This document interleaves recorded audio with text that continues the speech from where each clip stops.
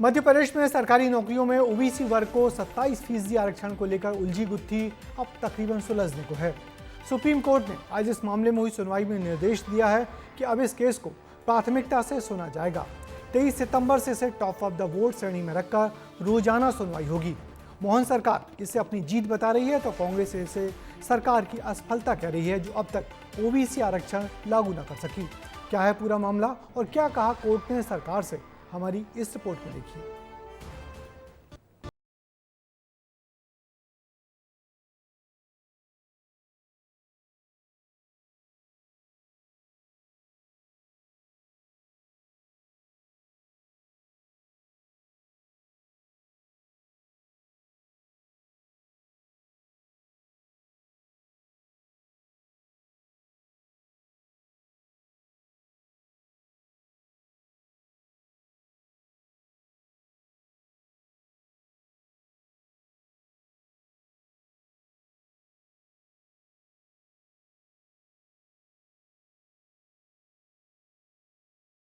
भर्तियों पर काफी गंभीर असर पड़ रहा है, इसलिए सुनवाई जरूरी मानी जा रही है। इसका अर्थ ये है कि अब ये विवाद सालों तक लटकने की बजाय जल्द ही सुलझ सकता है। लेकिन इस मुद्दे पर सत्तारूढ़ बीजेपी सरकार और विपक्षी पार्टी कांग्रेस के बीच तीखी राजनीतिक जंग छिड़ी हुई है।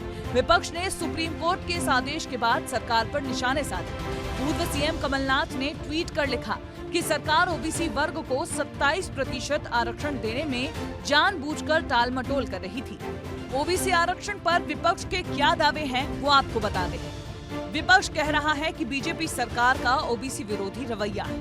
ओबीसी समाज के अधिकारों को छीनने का प्रयास किया जा रहा है। पिछले 6 साल से सरकार आखिर क्या कर रही है? 13% होल्ड पदों पर नियुक्तियों में आखिर क्या दिक्कत है? विपक्ष ने कहा कि आज हुई सुनवाई के दौरान कोर्ट ने सरकार की निष्क्रियता पर नाराजगी जताई है। बार बार तारीखें मांगकर सरकार मामले को टाल रही है। लेकिन इस पूरे मामले पर मध्य प्रदेश की बीजेपी सरकार का भी दावा अपनी जगह है।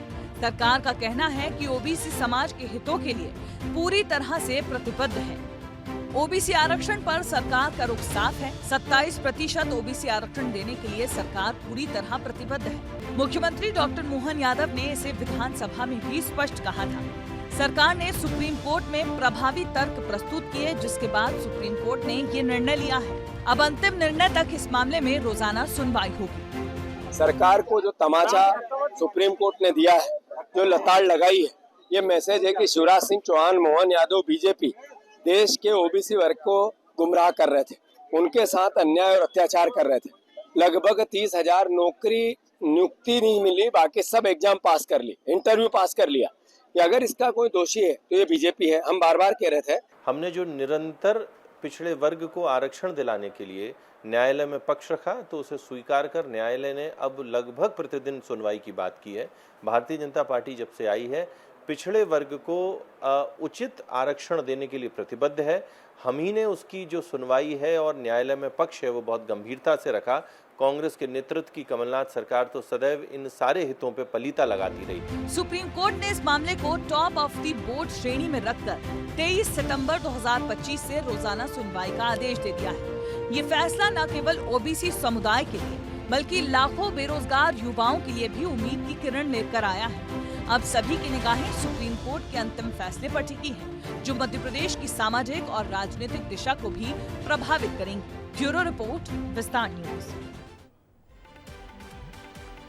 दरअसल ये लड़ाई ओबीसी वोटर को अपने पाले में करने की है, जिसमें पहले कांग्रेस ने सरकारी नौकरियों में 27% रिजर्वेशन देने के लिए कैबिनेट का फैसला किया। मगर जब तक ये कानून रूप में बदलता, कांग्रेस की सरकार गिर गई, कोविड आ गया और उसके बाद बीजेपी की सरकार और कांग्रेस पार्टी कोर्ट खेलती रही। कभी सरकार कांग्रेस पर आरोप लगाती तो कभी कांग्रेस ने सरकार को घेरा। सच्ची बात यह है कि कोई भी सरकार आसानी से आरक्षण की 50% की सीमा को नहीं लांघ सकती। इस प्रावधान में भी यही हुआ। बाद में बीजेपी सरकार ने 50% के दायरे में ही ओबीसी को आरक्षण का लाभ दिया, मगर विवादों में घिर गई। ऐसे में यदि कोर्ट लगातार सुनवाई का जो फैसला देगा, वही ओबीसी वर्ग को स्थायी राहत देगा।